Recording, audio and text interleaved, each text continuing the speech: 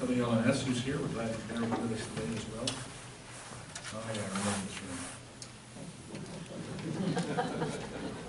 And where's the supervisor? Thanks for allowing us to use the place. We appreciate that. And the face of the chamber, thank you for being the moderator here today as well. Glad you're here. Opportunity to let you know what's been going on in Washington. Sadly, too little except impeachment hearings. Beyond that, we can talk about anything you want. I just got back from Florida, having an opportunity to take a look at the Rio Grande Valley sector of our southern border and what goes on around McAllen, Texas, which over a third of all of the illegal entries, drugs, etc., come across that border. So it was a very informative opportunity to be down there. But I'm glad I'm back up in Michigan. Even when the snow came down this morning, it is in Michigan. So why don't we go right to questions? I was here about 5 minutes late, so if you can stay, we'll go a little longer to fill the time. Good morning, everyone. James from Jackson writes, Texas just got rid of the state income tax. What is the chance that Michigan will follow suit? Well, you'll have to talk to Mike Shirkey, Representative Alexander, and others who represent you in the state legislature. They'd be responsible for that. I'd love to see that happen.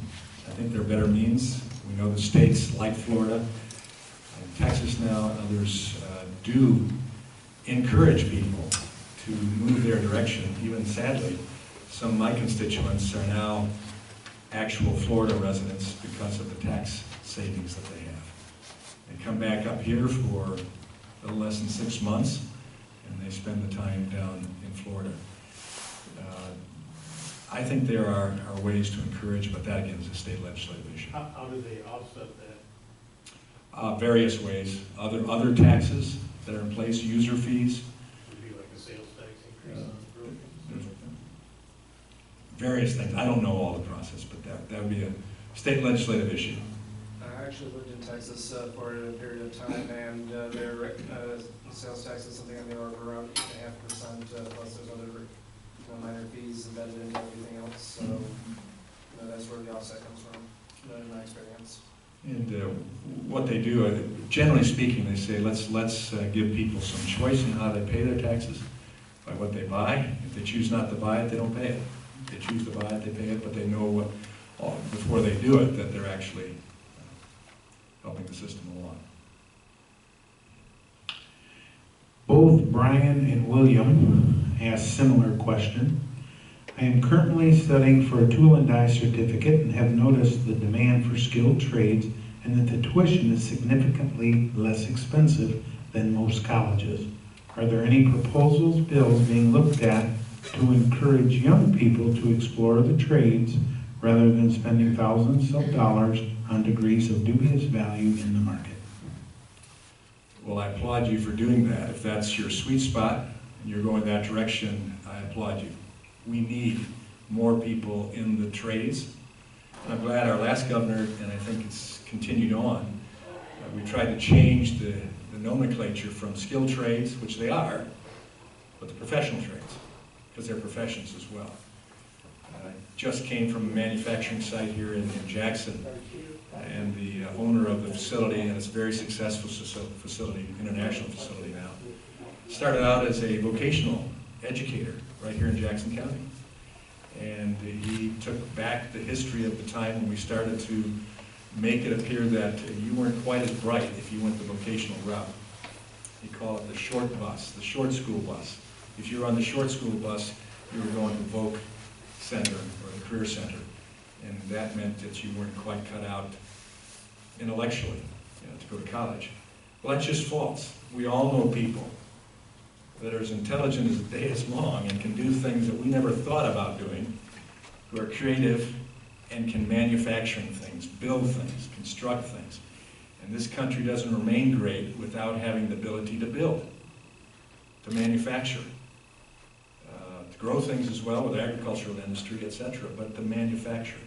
And so we've been putting an emphasis on, I sit on the House Education and Labor Committee, as well as Energy and Commerce Committee, And we've been trying to move the direction of encouraging career and technical education and giving incentives through block grants going back to the states that can be used at the state level as well as the local level in the career centers.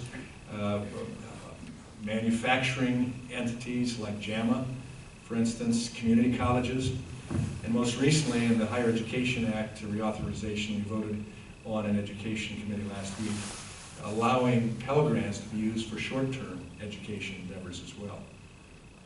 Not only four-year college and university or community college, but also for certification, like what you're going through. And that would be helpful. Plus, we also know that there are internships, paid internships that are out there today, where not only can you be trained on the job, but also have other education opportunities that the corporation or the business will actually pay your way to get, and some will even pay for college education. I think it's because we just need so many. We have so many jobs that are going wanting that would be not simply living wage jobs, but expandable opportunity jobs, and can become a profession for the future. So that's a direction I certainly support. Being the son of a machinist, tool and die maker, and seeing that Dad was never without a job his entire adult life, and now even more so because it's hard to find a tool and die maker or a machinist out there, welders, all the rest, and then you get into the aspect that they all use computer skills also. It's an amazing field to get into. Sir, several of our guests have asked similar questions to these two. Where do you stand on the impeachment? And do you think it is okay to ask a foreign power to interfere in our elections? I stand firmly behind the constitutional framework of impeachment. If a president has committed high crimes and misdemeanors, there should be a vote on their impeachment. Of course, it starts in the House, and then it goes to Senate for the trial and the conviction, as it was with Clinton and Nixon. Nixon short-circuited by saying, I'm not going to put the country through it, I'm going to resign, before impeachment took place. Though there were hearings that got to the point of his own party people coming and saying, Mr. Nixon, you're going to be impeached. And he resigned. President Clinton was impeached in the House, but not convicted in the Senate. The same thing should take place with this president if there are substantiated evidences of high crimes and misdemeanors. So far, there has been none. And finally, we're getting a chance to read, at least now there are 4 transcripts out. I've read 2, I'm looking forward to reading the other 2, but so far the 2 I've read, there is no impeachable offense. There is no quid pro quo. I mean, we didn't have to have a hearing on that because you could read the transcript. There was no quid pro quo. There was never any, especially since Zelensky himself, president of Ukraine, said there was no quid pro quo. So you've read the entire thing, or you've read only the summary that's come out? The memorandum, was it just a memorandum? You read the memorandum, or have you read the whole transcript? Transcript of his phone conversation? Yes, I've read the whole transcript that came out. That's the only transcript. That's a memorandum. that's what we're asking. That's the only transcript. That's the formal transcript that's out. That's all you'll have. That's all any president would have. That's a transcript. No, that's not true. What about, That's not true. the whole- There is a The summary fake news is transcript. telling you something else. That is not true. That Okay, is so the that's what transcript. we're gonna hear is And so, Everything except Fox the News other, is the all- other, the other, Is all fake. the other transcripts we're looking for to read. No, don't leave. Don't leave. Don't leave. Don't leave. There's Come no reason back. to leave. Come back. We need you here. There's no reason to leave. We need you here. We're Well, going to if talk that's what through we're this. gonna hear, is that that all of the news is not, it's all fake, except for Fox News? No, no. Well, If you've been to my meetings before, you've heard me even say Fox News doesn't get it right in many, many cases. But what I'm saying for you is there's a process that ought to be followed in Congress. And that process should be an open process. And it has not been yet 75% of all the members of Congress, hold on a second. 75%, and I assume that's probably your question that you put in. But 75% of Congress right now has not had any opportunity to view the hearing transcripts of the witnesses that have been called before the Intelligence Committee and Oversight Committee that I were understand together. there's 40 people on that committee. And they've been in those systems. There are 435 of us in Congress. And 6 transcripts. And you're looking at 75% of us have not had a chance, and in fact have been thrown out of the hearing room when we attempted to get into here. That's because You weren't the entitled public- to Now, Let me explain to you You were something. not on that committee. Let me explain to you something. I can go in any committee, unless it's a classified briefing.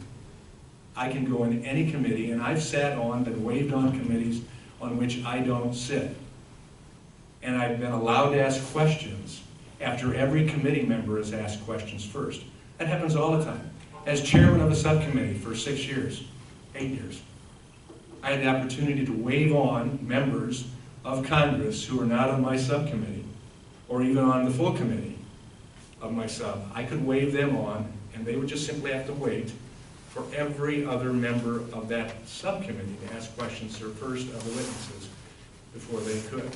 That's how it works in Congress. Do you think, though, that when... Wait a second, let me finish the question that was asked here, or we're going to miss the full content. I truly want you to hear the truth about what's going on. I've already said that if we find high crimes and misdemeanors, I will vote to impeach. What more do you need? We don't have those yet. And I won't say that. I was going to say, I would ask you to tell me what specific high crime and misdemeanor you have found so far, because Adam Schiff hasn't found that yet. Extortion. There was none. So bottom line is, we're waiting to see, and so far, the people that we've heard thus far, like Morrison, who was on the phone, said there was no quid pro quo. He was nervous about the tone, but there was no quid pro quo. Zelensky, the president in question from Ukraine, said there was no quid pro quo. In fact, he didn't even know that there were any funds held up so far. Well, he's in a No. terrible position. to And run so his in this business. situation, you've got people who were literally on, not like the whistleblower who Adam Schiff is now unwilling to bring in front of his committee.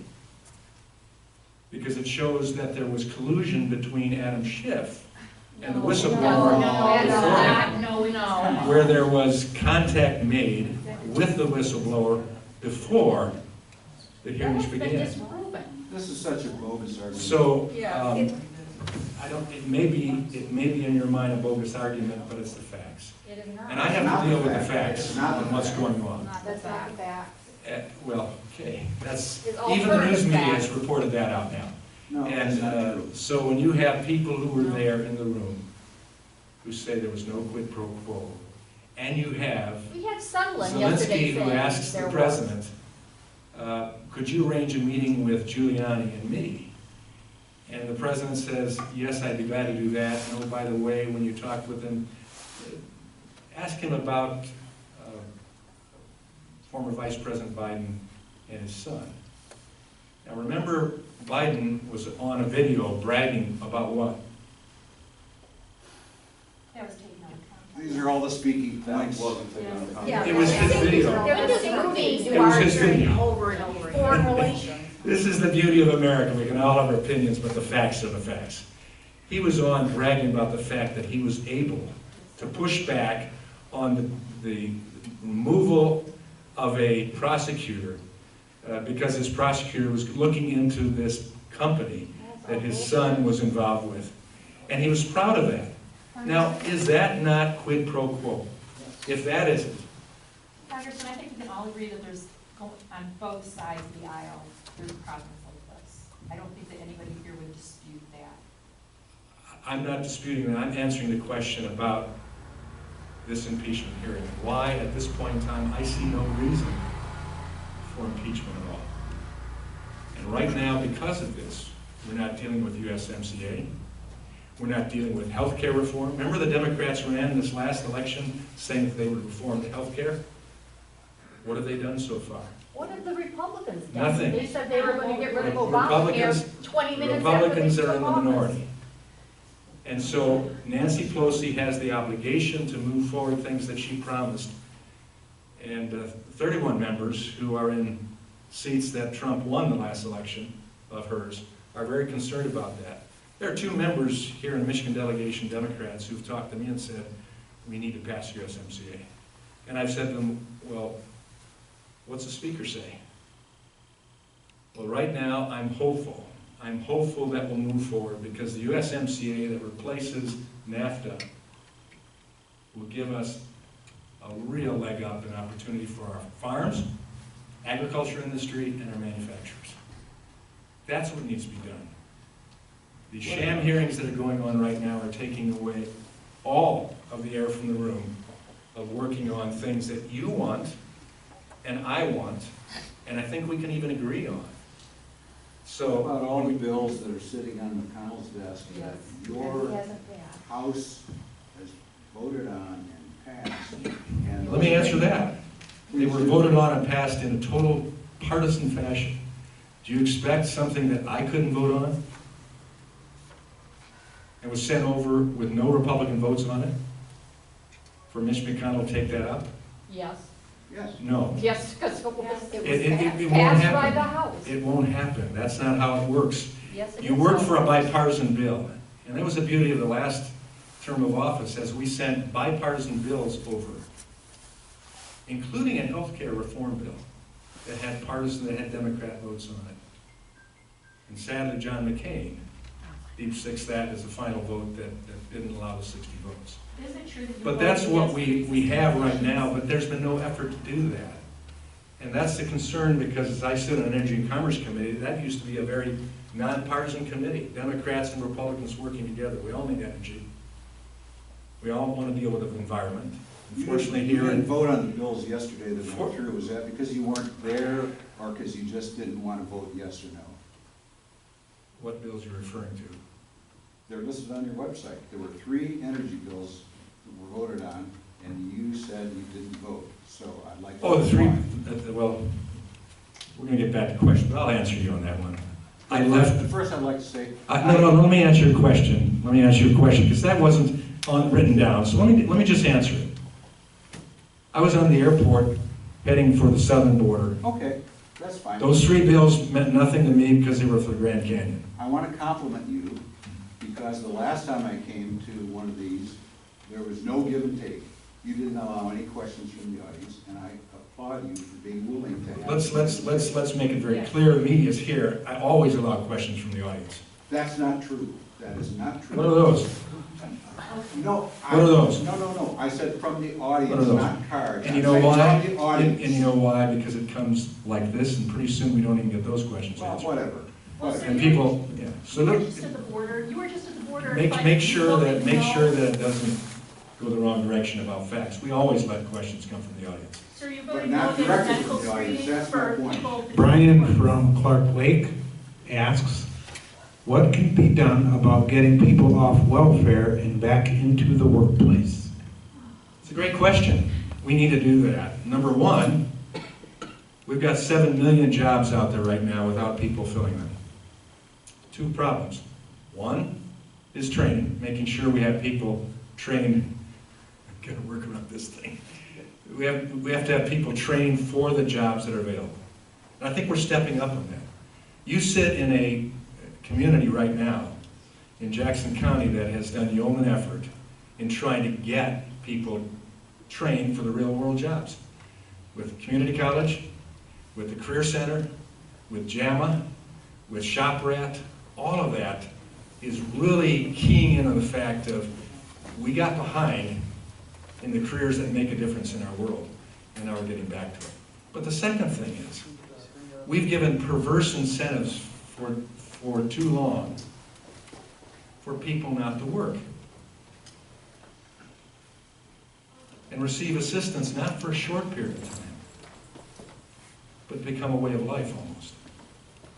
That's a perverse incentive. We've got to change that. And that's why I love the fact that our state legislature now has put forward a requirement, a work requirement, that in order to receive social assistance programs for a period of time, you also have to either be performing, I forget the number of hours, we try to do it in Congress, 20 hours a week, work at least 20 hours a week, or be going to an educational institution to upgrade the skills that would put you in a workplace in order to receive your food stamps. I think that's the direction we need to go. It's not being punitive. It's saying that people need a social safety net, but it should not be, unless you are disabled and incapable of working, it shouldn't be your lifetime function. And so I think those two things, one, having a great economy, training people for the jobs that are there, and then having a social safety net that's truly that. It's a safety net, but it's not a lifestyle. And I think we have to get that direction. I'm glad the legislature is at least trying to do that here in Michigan. We did that back in the 90s. When Governor Engler was the governor, people said that people would be dying on the streets. Just the opposite. We had all sorts of great testimonies of people who found out, you know what? I can look anybody in the eye now and say, I earned this. And in fact, I found out it was pretty good to be able to have a job to go to and be independent on my own. That's America, American idea. Question? Sandra from Jackson writes, what is your position on recreational marijuana use?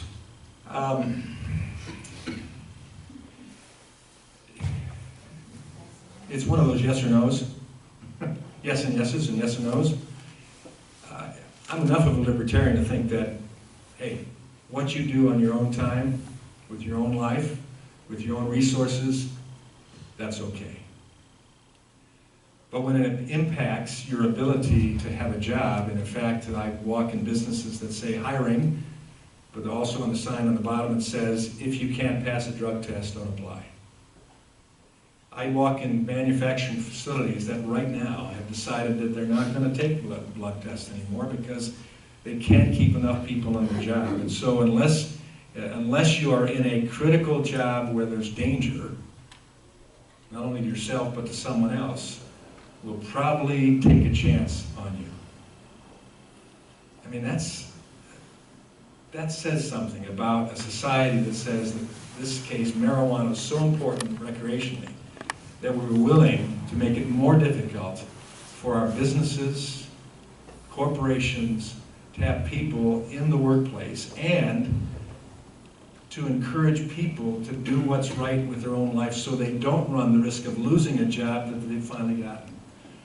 So I say, while it's okay positionally, as it works out in society, it's going to cause a great amount of problems. So I was not supportive. Alcohol isn't in any Alcohol, way like that. I mean, we have alcohol, people you at least can measure it right now.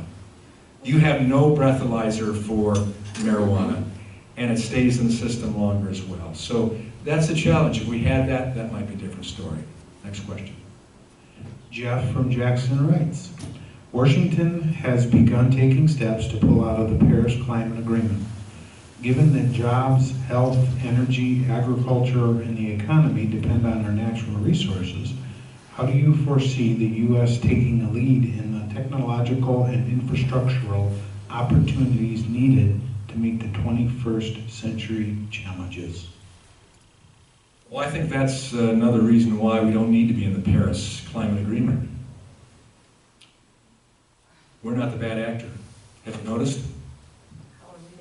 Have you noticed we're not the bad actor? It's India, it's China. That plume of their pollution comes our direction.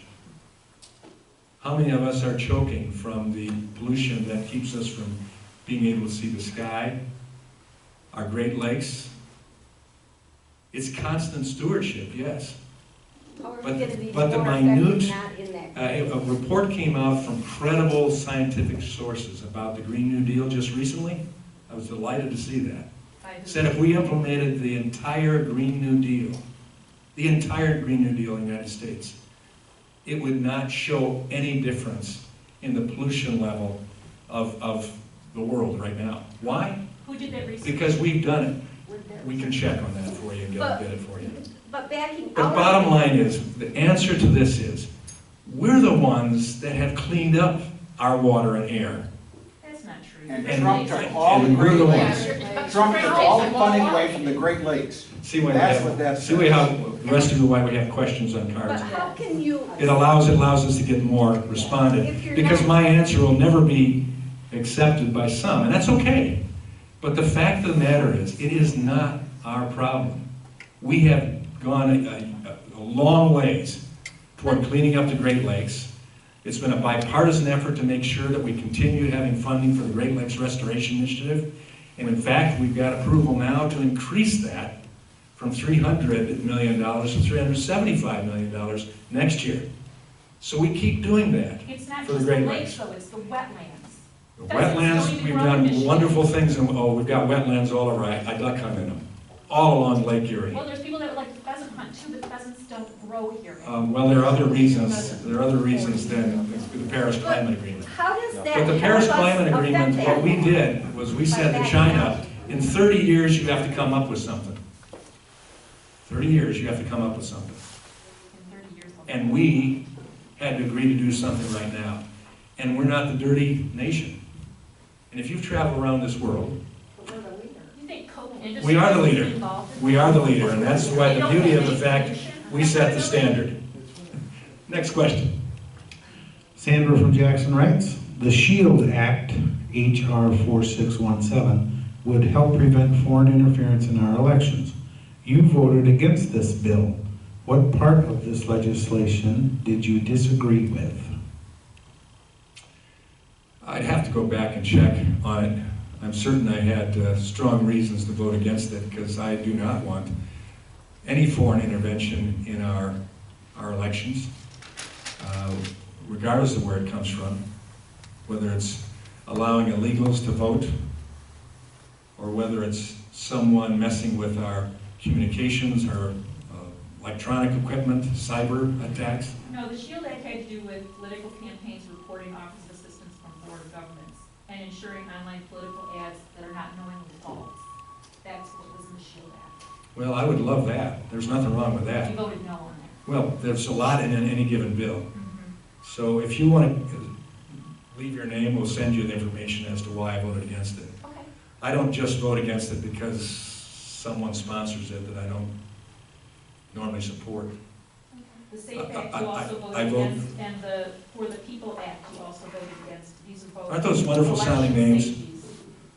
They always put these names on it, SAFE Act and For the People Act. Why did you vote no on them? The most recent, well, that's, probably have to go back and check that out myself as well. We vote a lot of bills. On all three- it was That's just a an couple. inadequate Yeah. answer, It was really. just a couple. Well, then you give my answer. How did I vote on it? Why did I vote against it? I don't know, but I didn't vote. Okay. What we're asking is for you to. Well, I can't, I'm telling you the truth. I don't know the exact reason I voted against it. Okay. But I don't vote it just because I vote. There's a reason that there was a poison pill put in that probably the majority of my Republican colleagues didn't vote for as well. But What- as our what was the vote representative, count? don't you feel obligated to tell us why? Oh, yeah. But Yeah. you're not. I'm being very honest with you. I don't know the exact reason I voted against it. I find that disturbing. Okay, well, that's your choice. But if I try to make up some answer, you wouldn't like that either. I don't want you, no, I want you to tell the truth. Yeah, I good. certainly Well, it was a bad bill. Count on it. Next question. Dylan from Brooklyn asks, what can you do about the shootings in Jackson?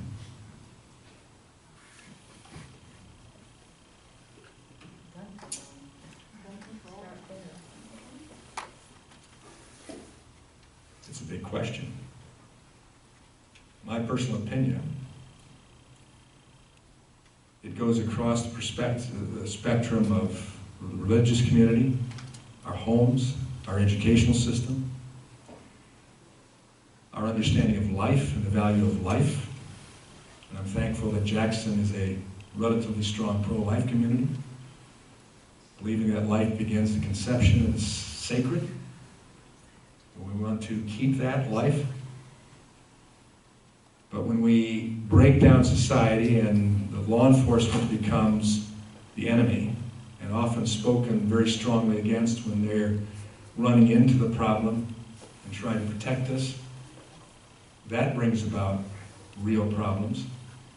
When we have runaway drug dependency problems, opioid, heroin abuse, fentanyl, we have that invade our community and all of the resultant crimes that go with that, violence increases.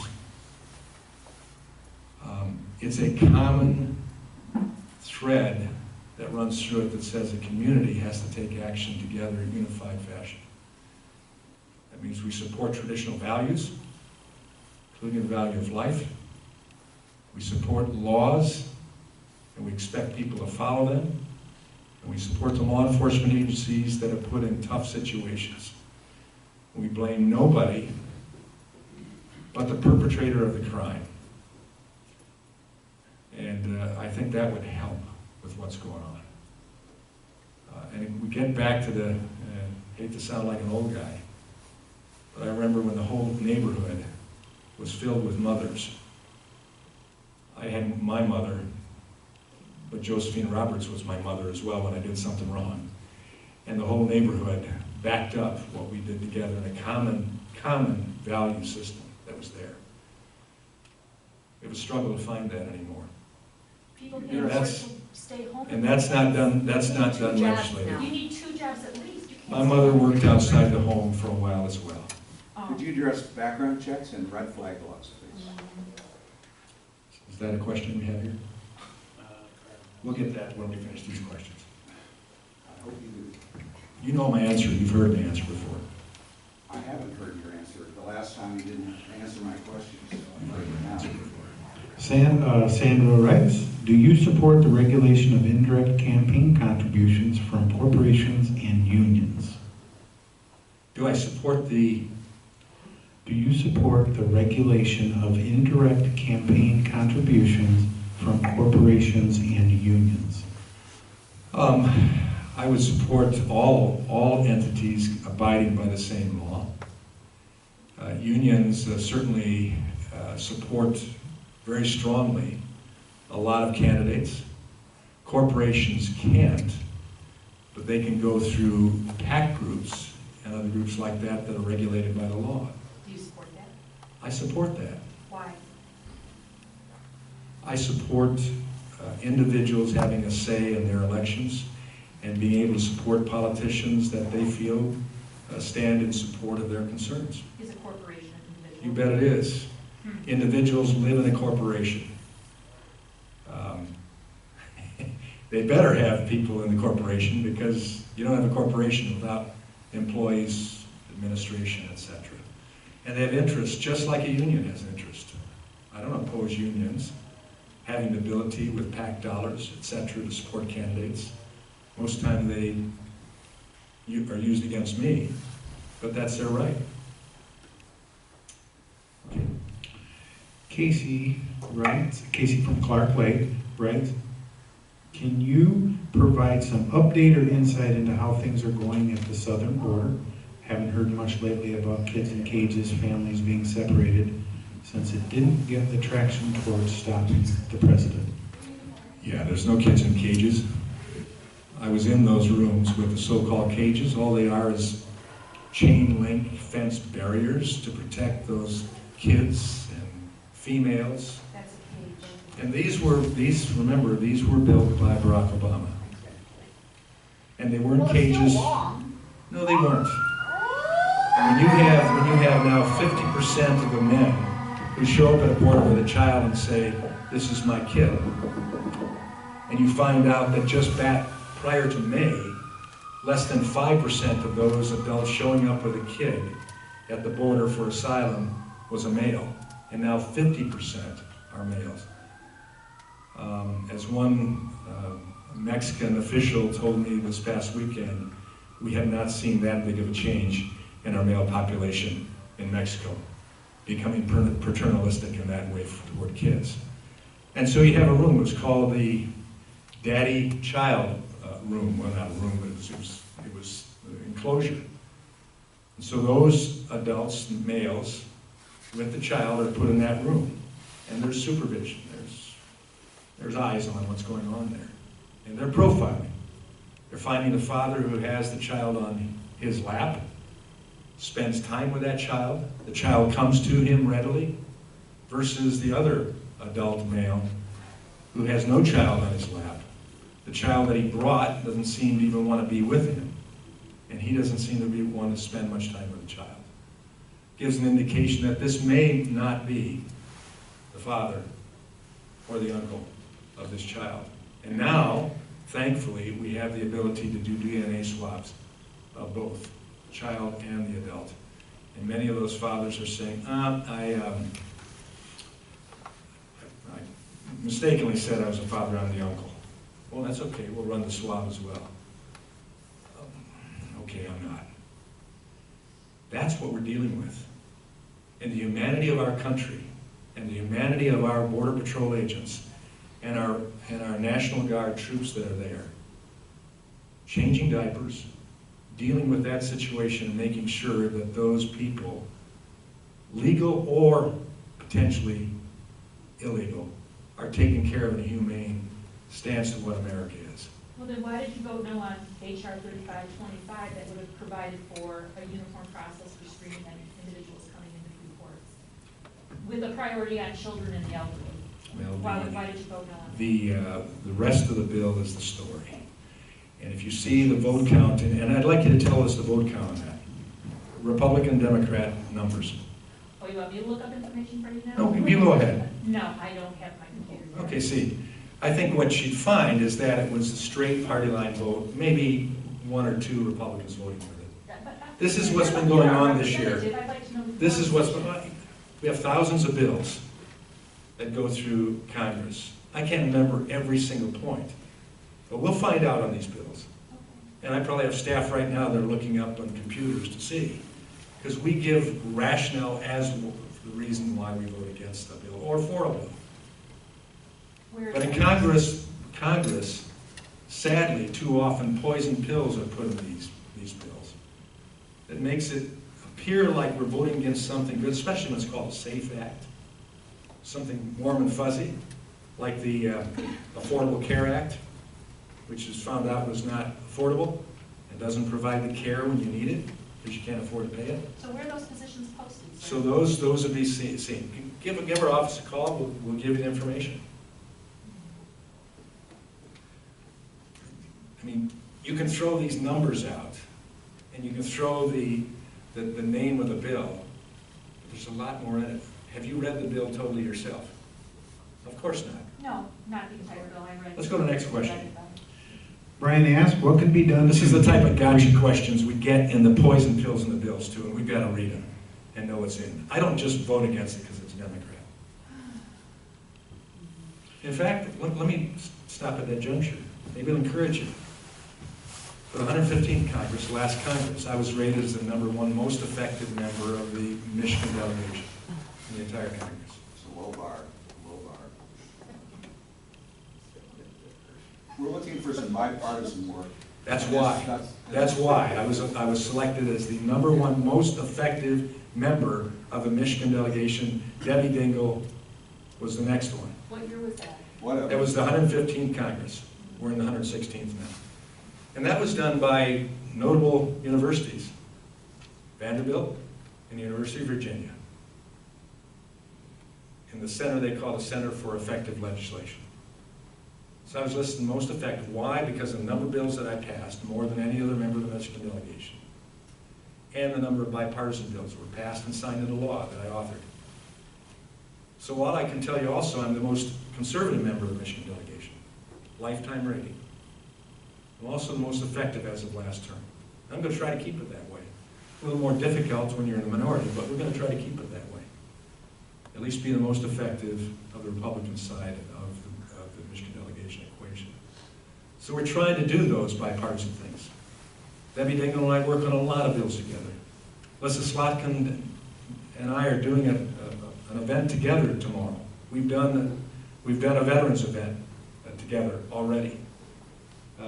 Debbie and I have done town halls together. We sponsor bills together. And we're going to keep doing that. But there are bills that are going through right now. And if you looked at the vote count, you'd see there must have been a poison pill in there, or to. And there are, to make sure that I can't vote for it. Had a bill on environment that came out of the House Energy and Commerce Committee, unanimous.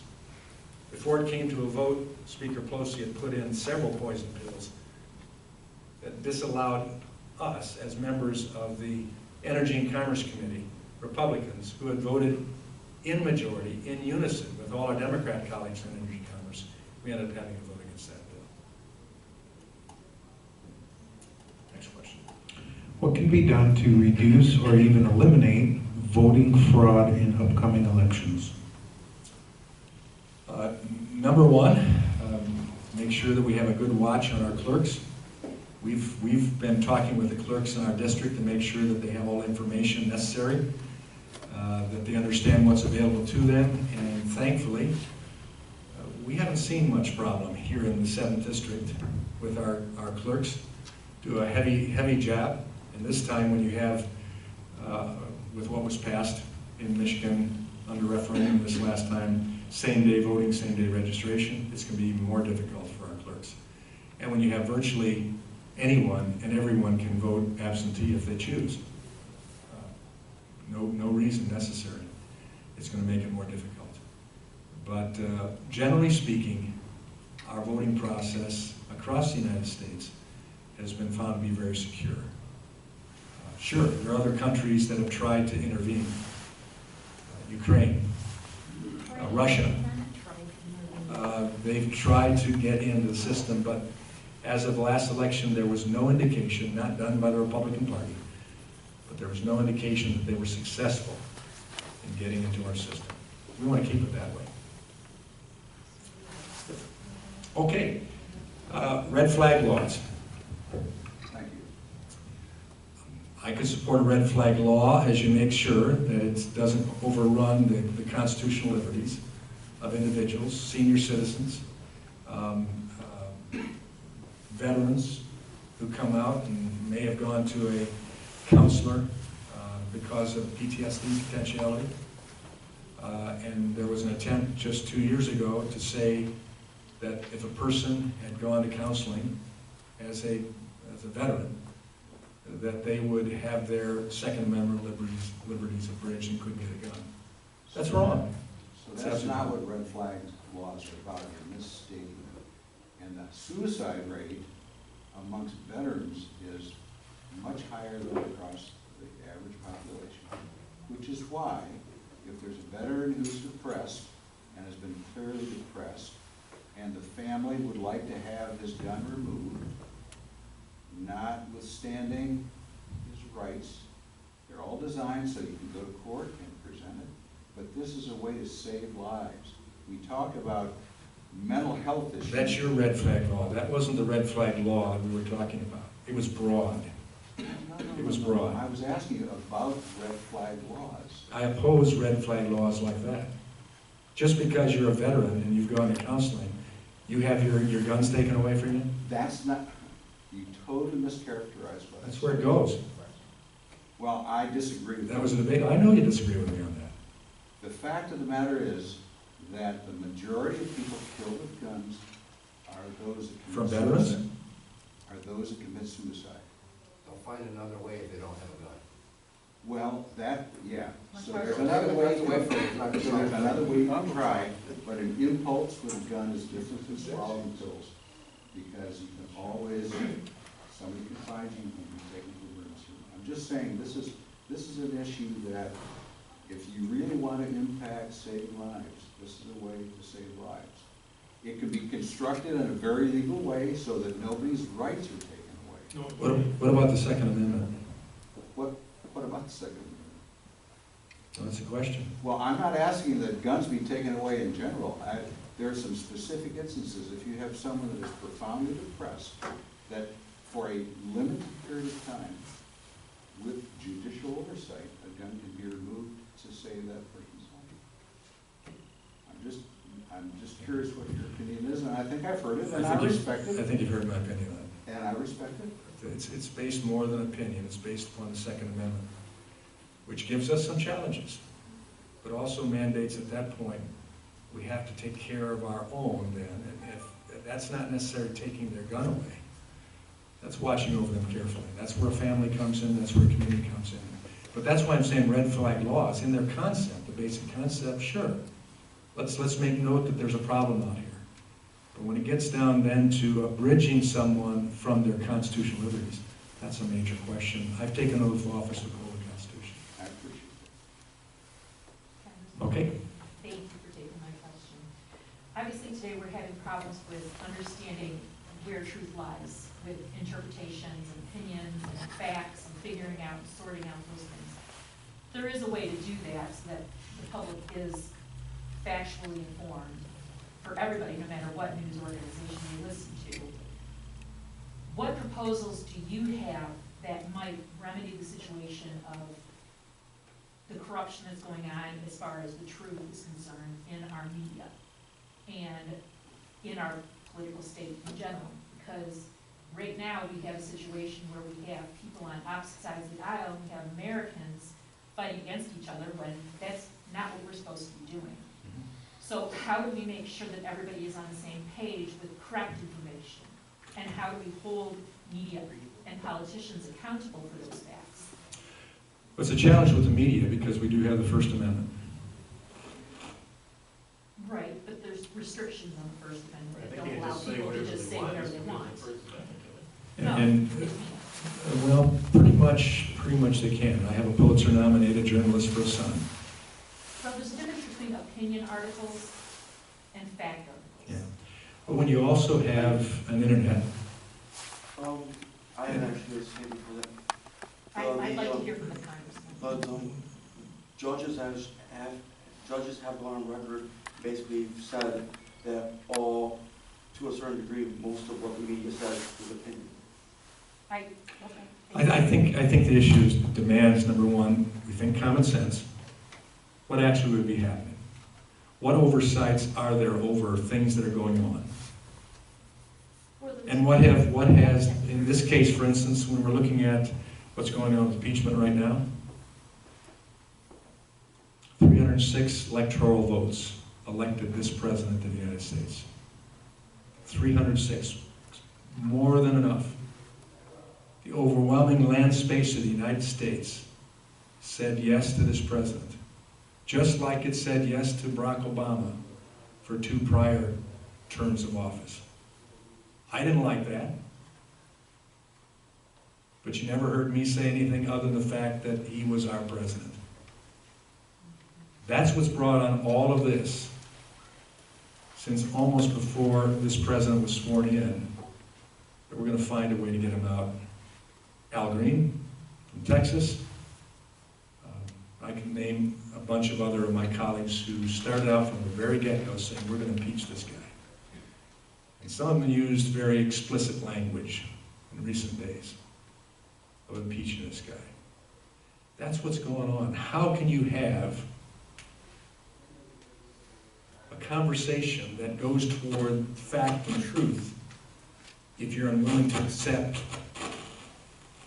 the vote of the people in the How last many election? lies has President Trump told every goddamn day? The election, Ma'am, I would ask you to control the Yes. language. the I have a election. lot worse than that, believe me. Well, then you can take it You know, someplace and I else. also, I have, you. I mean, what I'm saying is, stand on your conservative values, but this president is so morally bankrupt, I don't know how any. well, let me talk about this Christian president. Let me talk about the I support president. it. I support it. 3.5, 3.7% unemployment, historic in the last 52 years now.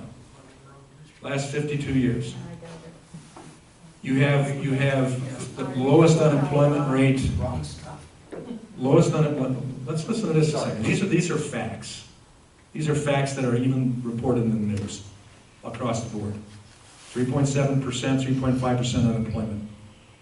Lowest since 1969. The lowest employment rate for Hispanics, African Americans, and Asians in history, and for women in the last 75 years. 7 million jobs waiting for somebody to fill them. 60,000 truck driving seats without a fanny in them. Military funded like it hasn't been for the last decade, and the military families getting the largest raise that they've had in 10 years.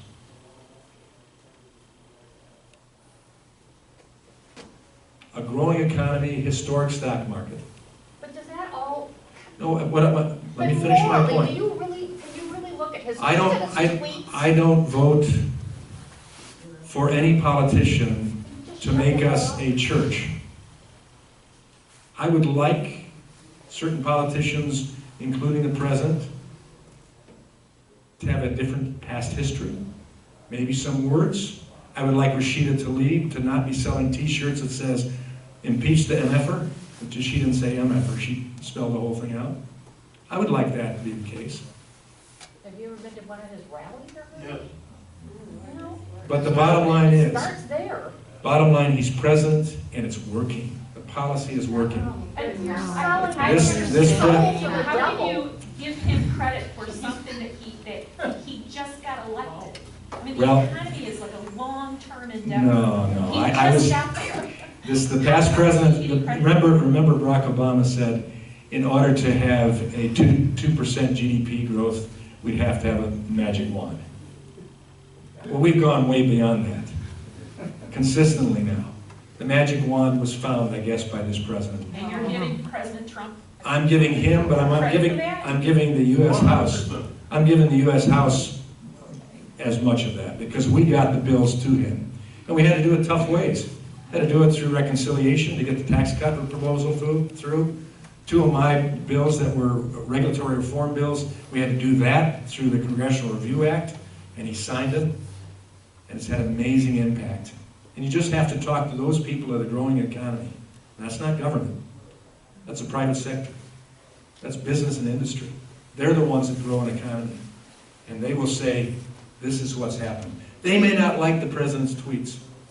I'd say 15, 20% could go away and I'd be happy. I wouldn't have to answer it from you. But he gets his message out. He talks directly to the people. And when I talk to my union workers in Monroe County, for instance, that supported John Dingell for me and his father before him, and now I represent them. They come up to me, I remember one electrician come up and say, hey, Congressman, you support our guy? I said, just make a mistake. Sure, I'll make a mistake. Who's your guy? The press, Trump. Trump's our guy. You support him, we support you.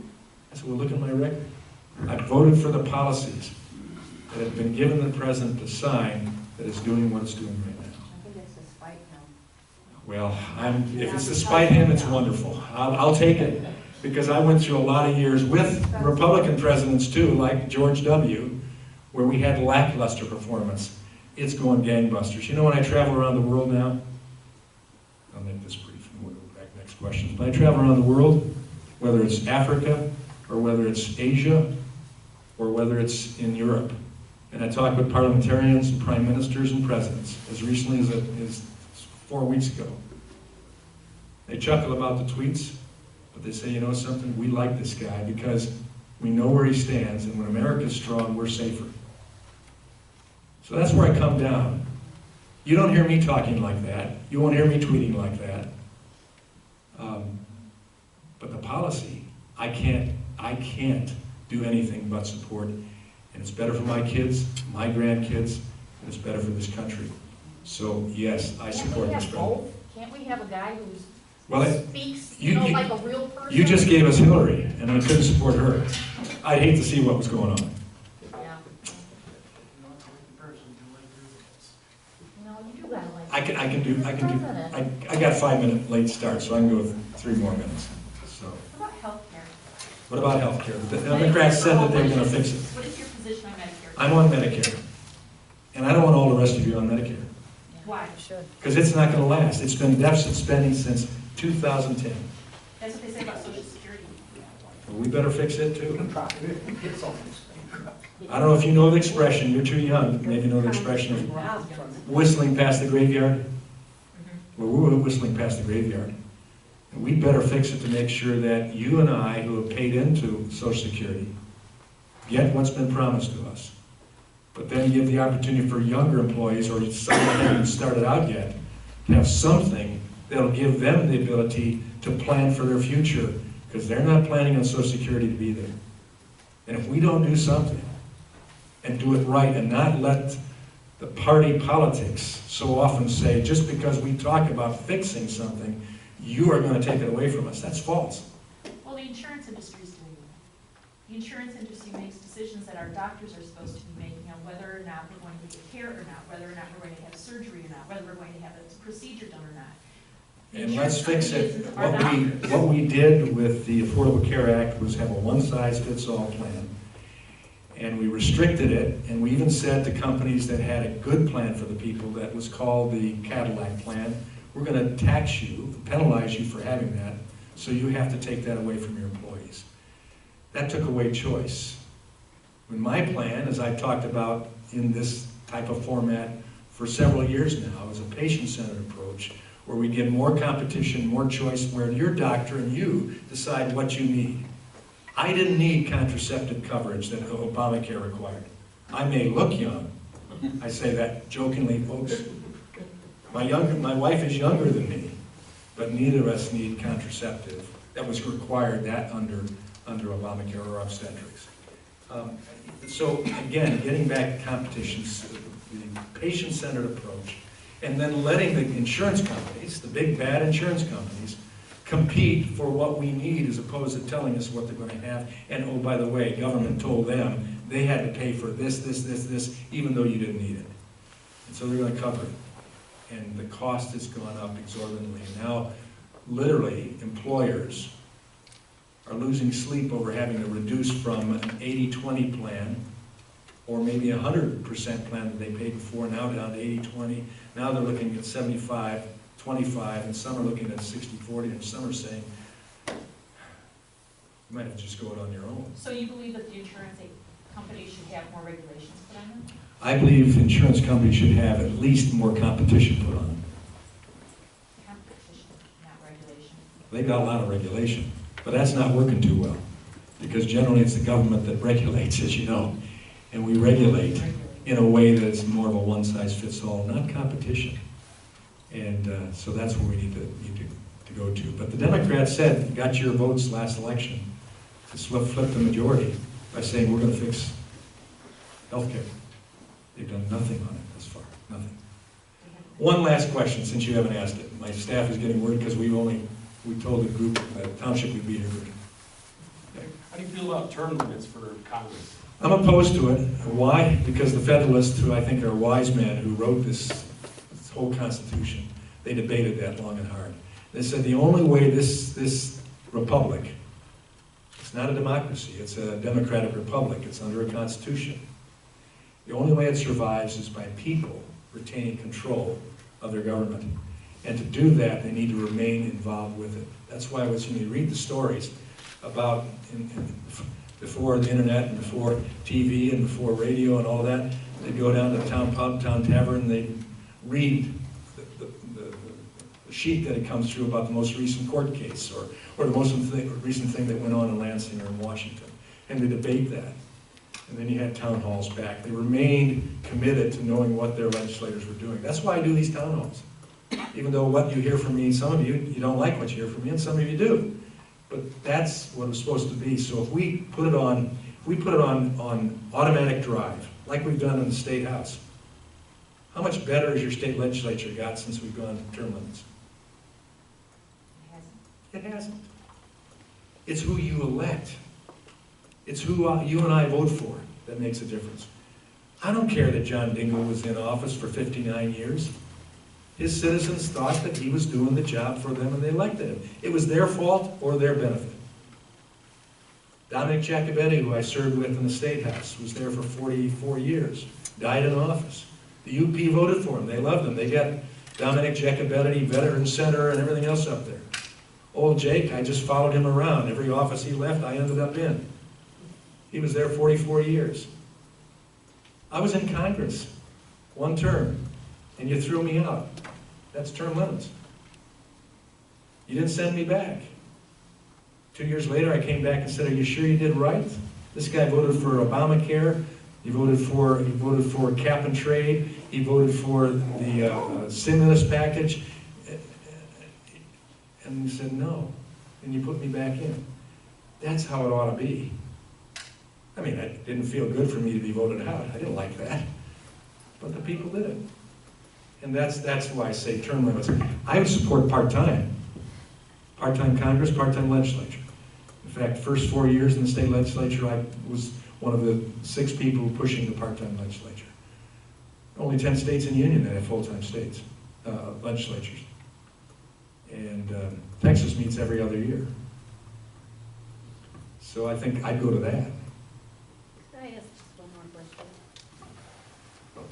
Okay. Okay, I vote Democratic regularly. I came here to hear you out because I think I'm that glad you came. this country is very much divided right now. I think one thing that would bring us together more would be if you obviously don't remember your voting record or why you voted on a particular bill. It would be helpful to bring us together if we could know, if you could put on your website that poison pill that you talked about, why I voted against this bill, that we think would be a good thing for the country. If there's some reason you could give us. Well, my next town hall, I'll sure have answers to that, that's for sure. Can you put it on your website? But, Put it on your website. I don't get to every town hall, but I would like to know the reason that you voted against those bills. Congressman, a quick question. Aren't all House bills available on the House website? all House bills are available on the website. But not the reason that you voted. You can read the bill, but clearly you didn't read the full bill either. None of you read the full bill. And bottom line, if you ask me the issues that would concern me, Yes. if you take away, for instance, on voting and interference, if you take away the right for individual citizens to express their own positions and to block people who aren't citizens or who have not validly registered or who have not shown ID for that, I'll oppose it. And if you take away the requirement for ID, I'll oppose a bill. And that may have been in there, I don't remember. Okay, well, we're talking about fake news all the time, how we're getting misinformation. Yeah. Well, our information that's out there now is you voted against this You- bill, but we don't know that Well, poison pill, but- why we voted against that bill. So This it would gentle be lady helpful here to could, know or that. you, could call my office when you see a vote that's taken that you say, why? Call my office, we'll get you a full So we need to explanation. call you every time We should- that you Yeah, do a sure, vote? that would be good, No, that'd be it would good, be better if it was accessible. that'd be good. It would be better if it was So, accessible. If I we throw could that have out to you. information out It's there, right here in much better. Jackson, you could call it, well, if you have a concern with it, we will address that concern and give you the exact reason why. And that's the easiest way to do it, as opposed to do it every single bill. Don't give every single vote I take. But for my staff, which is limited in number, to write up every single bill, vote, and every single reason why we oppose it, I think that's excessive. I don't know of any other member that does it that way. But if you call us, I'm saying it would be we can give you, helpful oh, I'm sure it would be. to bring us together. Yeah, well, If we had a reason. one of the things that'll bring us together is accepting this president as president, whether you like it or not. Until he's not. I'd like, Thank you for being here. I'd like to recognize the interchange. This has been very helpful. I would suggest, there are not very many people here, I would suggest some evening town halls so that people other than retirees and those that aren't working that day could attend. Yes, We've done this. And we've Well, had I those. haven't seen one. It's hard to find out where they I've are. never seen one All I either. have to say, I'm trying to be complimentary, so whatever. Go on his website, that's how I. Not always on his website.